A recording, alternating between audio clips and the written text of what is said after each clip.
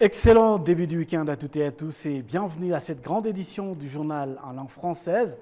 Vous êtes en compagnie de Patrick Nilidandi. Tout de suite, l'essentiel de l'actualité. Le président de la République, Paul Kagame, en visite de travail à Singapour, s'est entretenu ce vendredi avec le président de Singapour, Tharman Shanmugaratnam. Les échanges ont porté sur la coopération dans divers domaines tels que le commerce, les investissements, la numérisation des services financiers et le développement du secteur privé entre les deux pays. Le président Kagame a également rencontré le Premier ministre et le ministre des Finances de Singapour, Lawrence Wong. Les deux hautes personnalités ont réitéré leur détermination à approfondir la coopération et à partager les valeurs des bonnes gouvernances dans l'optique d'améliorer le bien-être de la population. Le président Kagame et les ministres Lawrence Wong ont également suivi la signature des accords sur la suppression de la double taxation en vue d'accroître les opportunités d'investissement entre les deux pays respectifs. Cette personnes venues de pays membres de la communauté est-africaine ont entrepris un safari de 6470 km à bicyclette à travers certains pays de la région avec le passage de préservation, avec un message de préservation de l'environnement et de la promotion de la culture de la paix. Suivons les explications avec Kassim Youssouf. L'objectif de ce peloton de cyclistes amateurs est d'œuvrer pour la visibilité des merveilles du continent africain en se focalisant sur la préservation de l'environnement dans les pays de la communauté est-africaine. Les participants à ce safari à bicyclette indiquent qu'il s'agit par ailleurs d'une bonne opportunité de promouvoir les bonnes relations entre les pays. J'ai aimé la manière par laquelle les personnes avec qui nous sommes ensemble dans ce safari sont des gens accueillants, aimables, et lorsque nous sommes à vélo, ils se rappellent que nous ne sommes pas dans une compétition, mais que nous devons avancer et mon siège m'aide à aller vite. Kiza Obed, ressortissant burundais, estime qu'éduquer la population en ce qui concerne la préservation de l'environnement, c'est aussi une façon de montrer de l'amour des populations africaines. Le directeur de Great African Cycling Safari, John Balongo, exhorte les acteurs du secteur privé à collaborer avec les dirigeants des pays de la communauté est-africaine pour leur apporter du soutien et qu'ainsi ils puissent atteindre l'objectif qu'ils se sont fixés. Les pays ont fait ce qu'ils avaient à faire en nous accordant l'aide, la sécurité et le logement, mais nous invitons les acteurs du secteur privé à nous accompagner dans cette activité en nous accordant du soutien pour que nous puissions atteindre notre objectif et que nous puissions faire face à différents défis. La directrice générale en charge de l'Afrique au ministère des Affaires étrangères, Tetagi Sarguigema, a fait savoir que les actions de la communauté est-africaine sont porteuses de bons changements, non seulement pour un pays, mais se concentrent sur ce dont toute la communauté a besoin. Ce que vous faites élève la mentalité des populations des pays membres de la communauté est-africaine pour aller au-delà du programme de l'environnement. Vous soutenez aussi la paix et l'unité pour les habitants de la communauté est-africaine. Les nouveautés que vous apportez à travers cette activité de safari à bicyclette ont fait que beaucoup de gens comprennent l'importance de préserver l'environnement. Et là où vous avez semé des arbres, j'espère que la population ne prendra pas cela comme une chose ordinaire parce que ces arbres vont nous aider dans notre programme en tant que pays de préservation de l'environnement et de lutte contre les effets du changement climatique. Les membres de Great African Cycling Safari ont quitté le Rwanda pour se rendre en Tanzanie, activité qui va se dérouler pendant 57 jours en effectuant un trajet de 6470 km. Le Premier ministre rwandais, Dr Edouard Ngirente, exhorte les étudiants de l'Institut rwandais pour la promotion de l'agriculture à contribuer à l'autosuffisance alimentaire dans le pays. Le Premier ministre a fait cette indication ce vendredi à l'occasion des cérémonies de collation des grades académiques aux lauréats de la deuxième promotion de cet institut. Suivons le Premier ministre. tuzi ko ibyo mwize bibaha ubumenyi n'ubushobozi bwo gukora. Nous savons bien que votre formation vous a doté des compétences requises pour développer notre agriculture. Vous avez appris des sciences agricoles et comment surtout les mettre en pratique. Vous n'avez pas acquis seulement des connaissances théoriques, mais surtout pratiques. Et c'est ce que visait notre gouvernement et vous l'avez prouvé vous-même. Je voudrais féliciter les parents qui vous ont envoyé dans cette institution d'excellence. Je voudrais encore une fois remercier cet institut agricole, tout en lui demandant de continuer à choisir de bons éléments et à les former efficacement du début jusqu'à la fin. Nous remercions aussi l'Institut pour les valeurs qui font de ces étudiants non seulement de bons agronomes, mais surtout de bons Rwandais, puisqu'un bon agronome doit être aussi un bon citoyen pour bien servir la nation.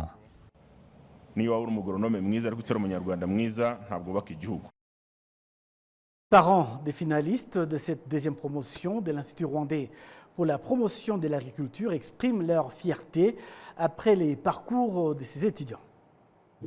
Pour ma fille qui vient d'avoir son diplôme, et je suis très ravi, la famille est très ravie, les amis, tout le monde, nous sommes ravis. C'est un pas parce que nous comptons qu'elle continue vers un autre pas, vers d'autres horizons pour développer son pays. Les agronomes de RICA, ce sont des agronomes de terrain. Ce ne sont pas des agronomes livresques qui sont dans les livres. Ce sont des agronomes qui sont sur le terrain avec les agriculteurs, avec les éleveurs. Et c'est ça la valeur ajoutée de RICA. Et c'est ça que tout le monde veut chez RICA. Et nous sommes comblés de joie parce que nous pensons que nous allons atteindre cette valeur. Le quartier des Remera, où sont installées les infrastructures sportives, à savoir notamment le stade Amahoro, la BK Arena et les petits stades de basketball, est devenu un endroit qui offre un moule d'opportunités de commerce et d'investissement, non seulement pour les Rwandais, mais également pour des étrangers, suivant le détail avec Kassim Youssouf. Depuis la rénovation du stade Amahoro et du petit stade de basketball et la construction de BK Arena, Remera est devenue une place où l'on trouve différentes activités commerciales parce que le mouvement de personnes y est permanent suite aux différents loisirs qu'on y trouve. Nous avons eu des supporters de Super Eagles en provenance du Nigeria venus les encourager. Certains d'entre eux ont réservé des chambres dans cet hôtel et nous nous sommes réjouis de les accueillir. Ils ont aussi apprécié notre hôtel parce que notre souci est l'octroi d'un service de qualité à nos clients.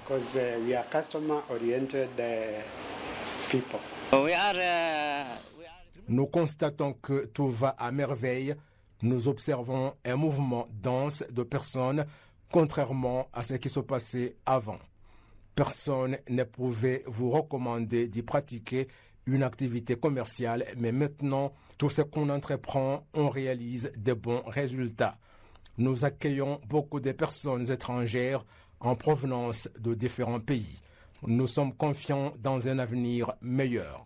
À quelques mètres en face du stade Amahoro, un immeuble à ce niveau est en train de sortir de la terre. Il s'agit d'un hôtel 4 étoiles en construction depuis janvier de cette année, depuis que les propriétaires du terrain y ont décelé d'énormes opportunités d'investissement consécutives aux infrastructures imposantes qui sont installées. C'est un immeuble dont les travaux d'exécution seront à terme en juin l'année prochaine. L'ingénieur en construction Pendo Idi estime que les propriétaires de terrain se trouvant aux abords du stade Amahoro et ceux qui ont des activités à cet endroit de voir en ces infrastructures une opportunité d'investissement. Les propriétaires de terrain ici devraient être en train de les exploiter parce que les opportunités ne vont pas les attendre. Si le gouvernement installe un stade ici d'une capacité de 45 000 places et la BK Arena qui également accueille des milliers de personnes, ce sont des opportunités pour exploiter les terrains qui sont ici en construisant des hôtels et autres activités qui épauleraient le stade. Ce stade est l'œuvre du gouvernement qui a une grande signification. Le stade Amahoro rénové a été inauguré début juillet cette année et a une capacité de 45 000 places. La BK Arena, elle, dispose de 10 000 places. Les représentants des universités et des institutions d'enseignement supérieur ont souligné que la technologie des téléphones mobiles doit être prise en compte pour favoriser le développement du continent africain. Ils ont fait cette indication lors d'une conférence de 2 jours qui les rassemble ici à Kigali. Suivant les explications avec Amandine Dikoumassaba.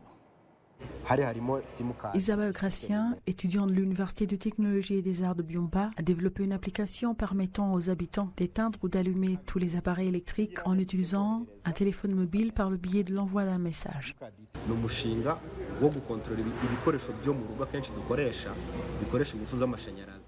C'est un projet qui permet de contrôler les appareils électriques couramment utilisés à la maison via un téléphone. En envoyant un message, on peut les allumer ou les éteindre. Pour cela, il faut un téléphone avec une carte SIM enregistrée sur un numéro. Je compose un message programmé et je l'envoie sur ma carte SIM. Ce message atteint ensuite les interrupteurs et les prises où sont branchés des appareils comme le réfrigérateur ou le ventilateur.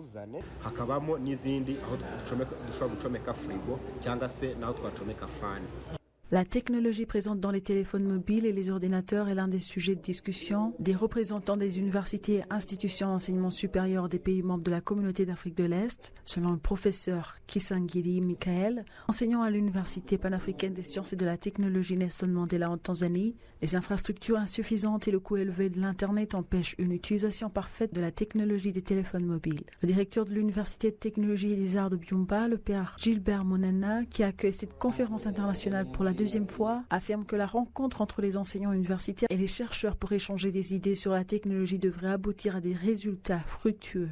Nous voulons réfléchir sur le rôle de la technologie dans le développement durable. Et vous savez qu'aujourd'hui, le téléphone mobile, la téléphonie mobile joue un grand rôle dans différents services. Vous savez, aujourd'hui, vous pouvez accéder à différents services à part de votre téléphone.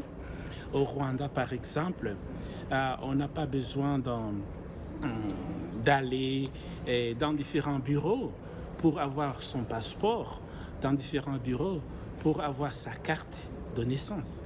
Et il suffit que vous ayez votre téléphone, il suffit que vous ayez connaissance à certaines applications et que vous pouvez avoir votre service depuis votre maison.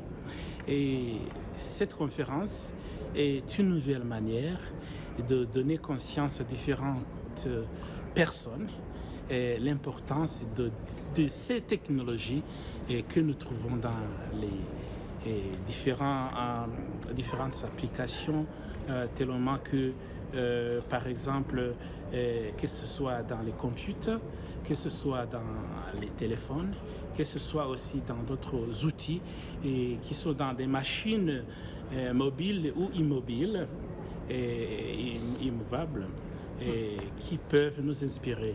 Et à partir d'eux, nous pouvons aussi avancer quant au développement du pays, quant au développement de l'East Africa, quant au développement de l'Afrique et du monde entier. Et donc cette conférence est une très belle opportunité pour comprendre cela. Le gouvernement rwandais fournit des efforts dans le développement de la technologie, en particulier dans le secteur de l'éducation. Cette conférence réunissant les représentants des universités et institutions d'enseignement supérieur va durer 2 jours, pendant lesquels les participants échangent des idées sur les défis à relever et les actions à entreprendre pour faciliter l'accès et la diffusion des technologies de communication pour les utilisateurs et ceux qui en ont besoin.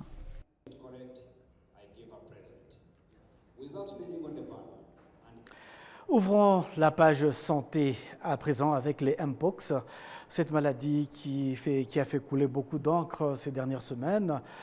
Nous revenons donc sur cette intervention du directeur de la communication au sein du ministère rwandais de la Santé qui revient sur cette maladie et l'importance de la vaccination. Nous avons enregistré notre premier cas de Mpox le 27 juillet 2024 et par la suite on a enregistré 2 nouveaux cas mais ces 4 cas ont sorti de l'hôpital parce qu'ils ont guéri. Et maintenant, on a 2 nouveaux cas qui sont sous surveillance médicale dans nos hôpitaux.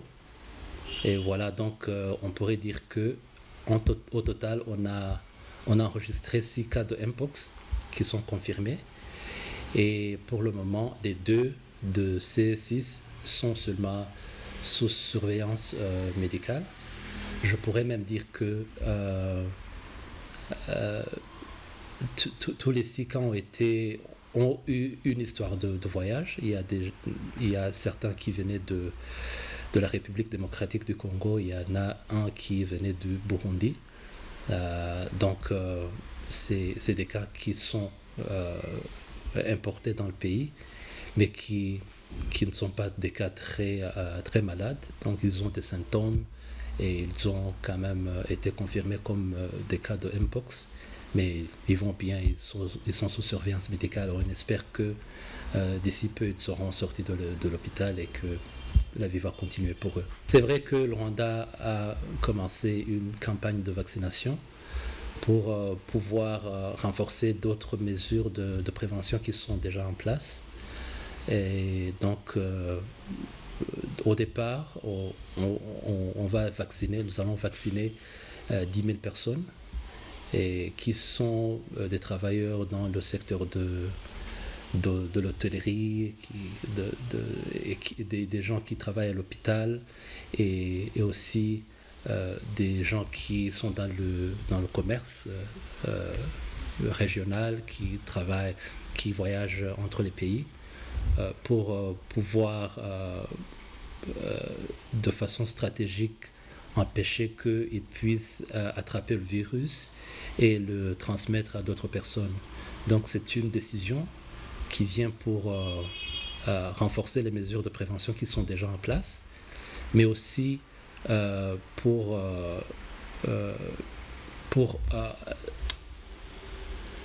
aider à ces groupes-là de ne pas avoir la maladie.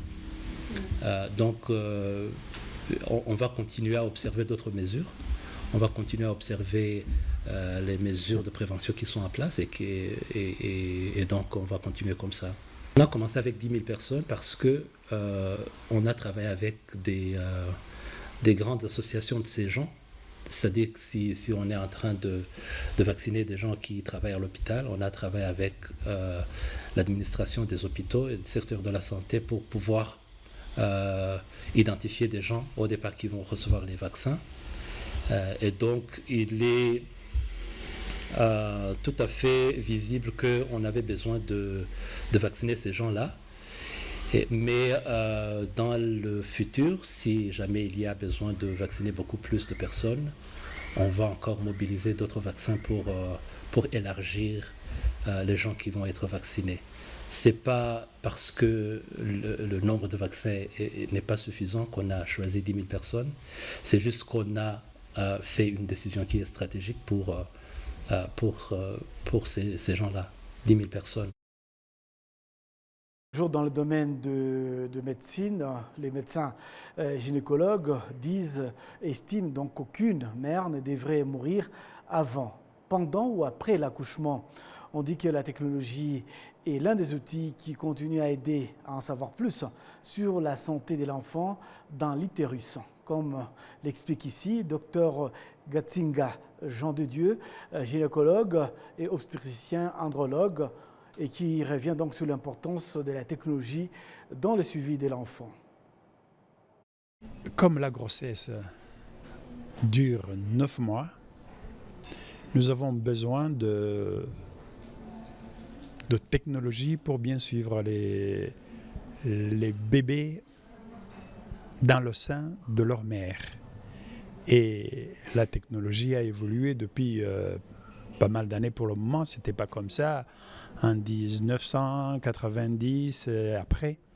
Mais pour le moment, nous pouvons suivre l'enfant dans le sein de sa mère par une échographie.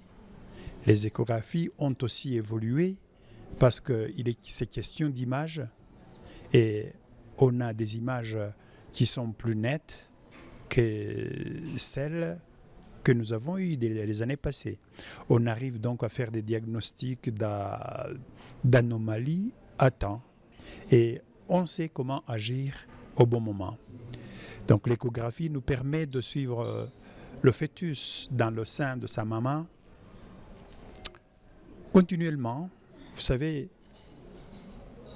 quand il y a conception, on peut voir juste comme un œuf à partir d'un certain temps. Mais dans l'œuf se développe le fœtus. Le développement du fœtus a un programme. Il y a la formation des organes qui se fait dans le premier trimestre,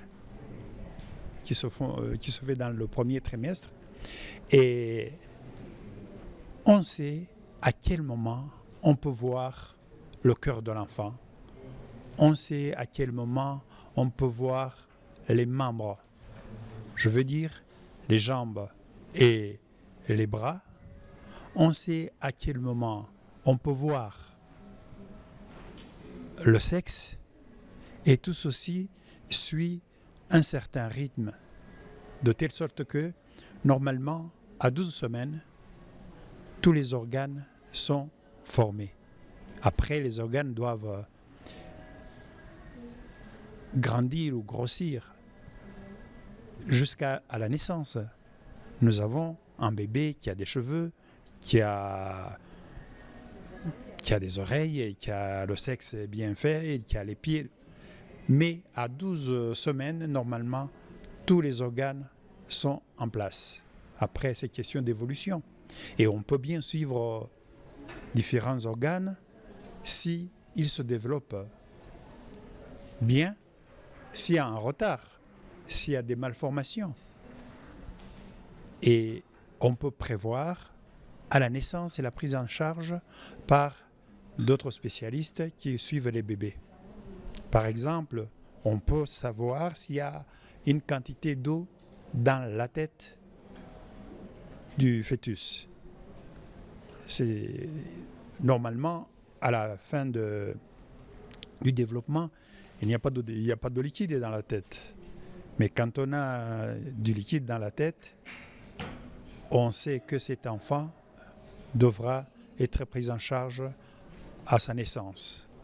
Et donc, les échographies nous aident bien à surveiller, à suivre le développement de ces fœtus pour qu'on leur donne le maximum de chances de vie.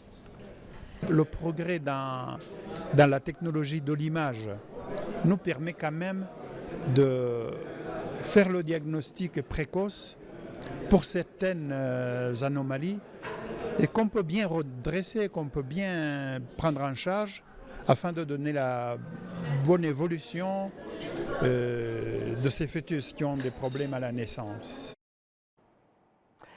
La suite de l'actualité, dans certains pays à travers le monde, des restrictions quant au transfert des revenus issus des investissements étrangers sont mises en place, ce qui n'est pas le cas du Rwanda, que les investisseurs félicitent pour les facilitations qu'il leur accorde dans ce domaine.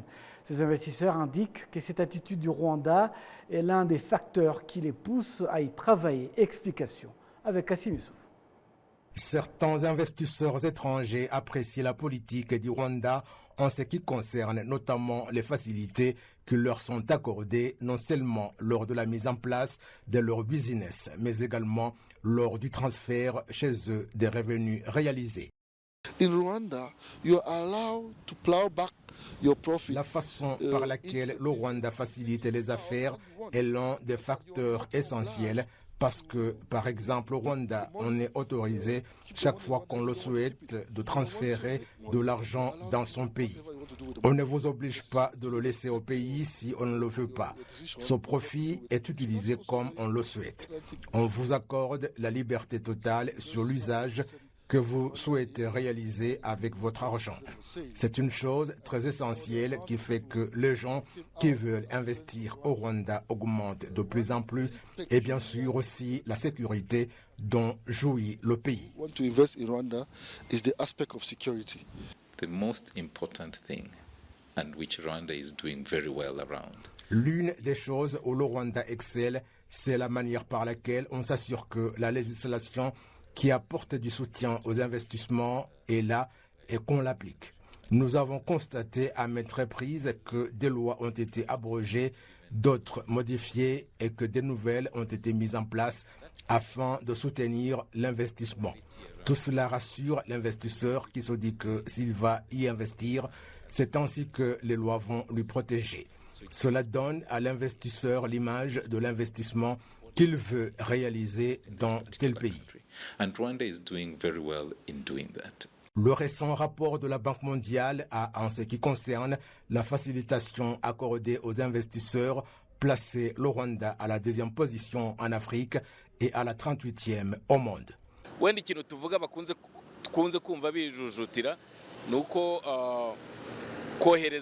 Peut-être ce qu'on attend dire, c'est que les frais de transfert seraient élevés par rapport à d'autres domaines.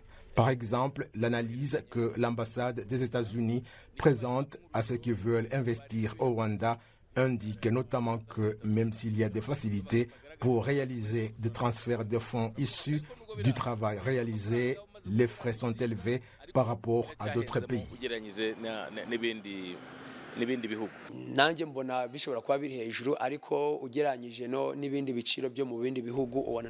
Je suis également persuadé que ces frais sont élevés, mais par rapport aux tarifs dans d'autres pays, on voit qu'il n'y a pas beaucoup de différence parce que les banques enregistrent certaines pertes par rapport au système utilisé, aux agents qui font ce travail, qui doivent être rémunérés. Les banques exigent donc quelque chose en plus, mais je crois que des solutions sont trouvées au fur et à mesure que les risques s'amenuisent, mais également au fur et à mesure que la compétition se développe. La phase 2 des stratégies nationales de transformation NS2 prévoit que l'investissement du secteur privé va doubler et sa valeur passant de 2,2 milliards de dollars américains en 2023 à 4,6 milliards en 2029. Par ailleurs, si les entrepreneurs ne sont pas autorisés à investir en devises, ils peuvent toutefois avoir des comptes en monnaie étrangère et la transférer chez eux.